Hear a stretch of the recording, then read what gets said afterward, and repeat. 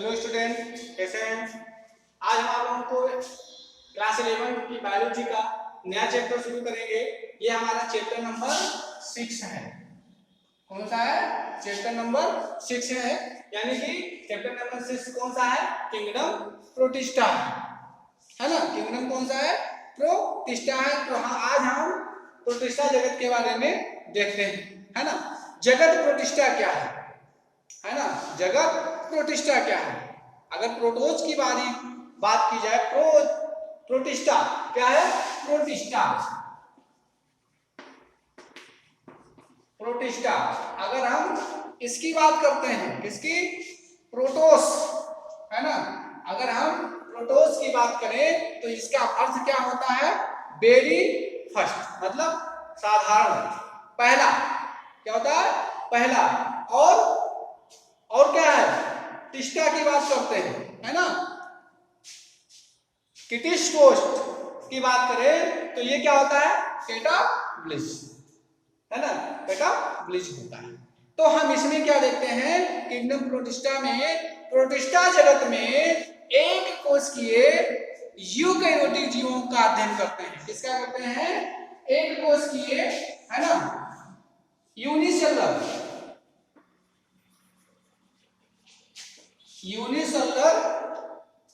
जीवों का, है ना। यूनिसेलुलर यूकेरियोटिक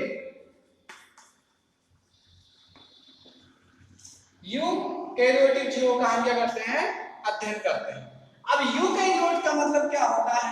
ये एक कोशिकीय है, यूनिसेलुलर है। एक कोशिकीय है तो ये यूकेरियोट कैसे हो सकता है?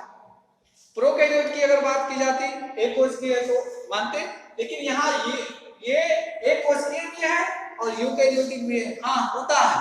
ये इसमें जो है कुछ ऐसे प्राणी जिसमें बहुत सारी चीजें पूर्ण विकसित होती हैं, पाई जाती हैं, तो उन प्राणियों को एक कोशिका श्रेणी में रखा गया है। लेकिन उन कोशिकांगों के विकसित होने के कारण उसको हम क्या कहते हैं? यूकेरियोटिक कहते हैं।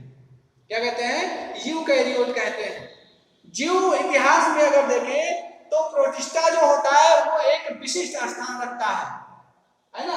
ये एक विशेष स्थान रखता है। ये प्रोकैरियोट से विकसित हुए हैं। जो प्रोकैरियोटिक जीव थे, उन प्रोकैरियोटों के द्वारा जो है इनका विकास हुआ है।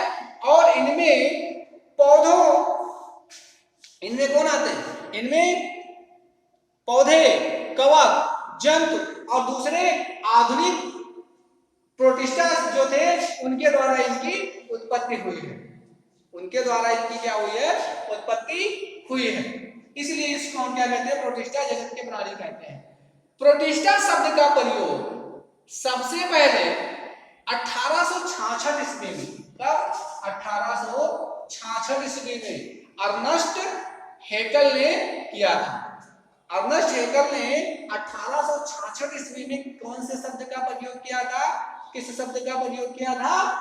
प्रोटिस्टा शब्द का प्रयोग किया था, है ना। प्रोटिस्टा शब्द का प्रयोग किया था। ये पृथ्वी के प्रथम यूकेरियोटिक जीवधारी थे। ये क्या थे? जो प्रोटिस्टा जगत के प्राणी थे वो पृथ्वी पर सबसे पहले प्रथम यूकेरियोटिक जीवधारी थे जिसमें सारी चीजें थी। इसलिए इसको किस में रखा गया? प्रोटिस्टा जगत में रखा गया। ये इनके जो लक्षण थे, उन लक्षणों के आधार पर, बहुत से इनके लक्षण थे जिन लक्षणों के आधार पर इनको प्रोटिस्टा जगत के अंतर्गत रखा गया। ये एक कोशिकीय एकल, है ना, एक कोशिकीय एकल यूकेरियोटिक कोशिका के बने जीवधारी होते हैं। ये एक कोशिकीय एकल यूकेरियोटिक कोशिका के बने जीवधारी होते हैं। ये विभिन्न स्थानों पर, जैसे जल, स्थल, पौधे, जंतुओं आदि के शरीर पर पाए जाते हैं। तो प्रोटिस्टा जगत में जो प्राणी होते हैं वो इन सभी स्थानों पर पाए जाते हैं। इनकी कोशिका भित्ति का, है ना, इनकी जो कोशिका होती है, इनकी कोशिका भित्ति का वास्तविक केंद्रक, जो वास्तविक केंद्रक होता है वो कैसा होता है? पूर्ण विकसित होता है। कुछ जातियों में, जो कुछ जातियां हैं, उन कुछ जातियों में दो केंद्रक भी पाए जाते हैं। दो केंद्रक होते हैं, हम देखते हैं इनके कोशिका के भीतर झिल्ली से घिरे कोशिकांग होते हैं जो पाए जाते हैं। उन्हीं कोशिकांगों के कारण इनको यूकैरियोटिक कोशिकीय जीव कहा जाता है। वो कोशिकांग कौन है? वो माइटोकॉन्ड्रिया है, गाल्जी बॉडीज है, एंडोप्लाज्म रेटिकुलम है। इन सब के कारण इनको यूकैरियोटिक कोशिकीय जीव कहते हैं। इनमें गमन की जो क्रिया होती है, इनमें चलने की जो क्रिया होती है, तैरने की जो क्रिया होती है, वो फ्लैजिला के द्वारा होता है, फिम्ब्री के द्वारा होता है, सीलिया के द्वारा होता है ना। इनमें पोषण जो होता है ये हाइलोफाइटिक होते हैं या ये होलोफाइटिक होते हैं, और क्या होते हैं? होलोजोइक। ये जो प्रोकैरियोटिक जीव है वो होलोफाइटिक है ना, होलोफाइटिक और होलोजोइक दोनों प्रकार के जीव होते हैं। यानी कि ये पादप संभी होते हैं और जंतु संभी होते हैं, यानी कि पादप और जंतुओं के समान इनमें पोषण होता है। ये परजीवी रूप में होते हैं, ये मृतोपजीवी रूप में होते हैं, और ये स्वपोषी रूप में होते हैं। कौन? प्रोटिस्टा जगत के जो प्राणी होते हैं। इसमें अमीबा आता है, पैरामीशियम आता है, यूग्लिना आता है ना। ये सभी प्राणी जो है इसके अंतर्गत आते हैं। इसमें शैवाल भी आते हैं। तो इसमें प्रजनन की जो क्रिया होती है वो दोनों प्रकार से होती है। कौन कौन से? सेक्सुअल और एसेक्सुअल, दोनों प्रकार से इसमें क्या होता है? रिप्रोडक्शन होता है, प्रजनन होता है। इनमें दोनों प्रकार से ये चीजें होती है। प्रोटिस्टा जगत के जो प्राणी हैं उन प्रोटिस्टा जगत को 3 समूहों में बांटा गया है। कौन कौन से समूह में? प्रोटिस्टा जगत के प्राणियों को 3 समूहों में बांटा गया है। एक कौन सा होता है? प्रकाश संश्लेषी, है ना। प्रकाश संश्लेषी या पादप सम प्रोटिस्टा, ये क्या होते हैं? ये है फोटोसिंथेटिक,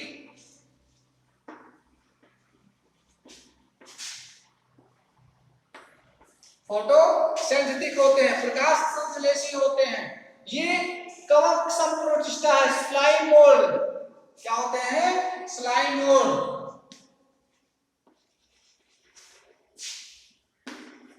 स्लाइम मोल्ड होते हैं, यानी कि कवक के समान होते हैं।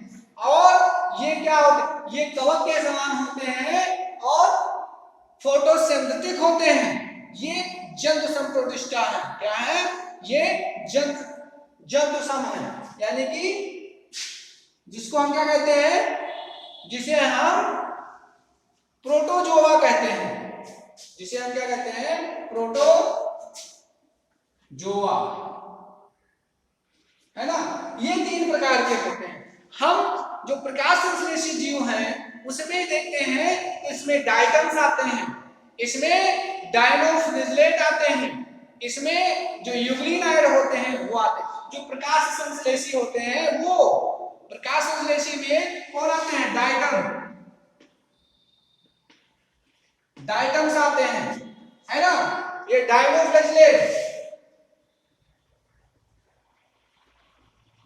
डायनोफ्लिजेलेट होते हैं और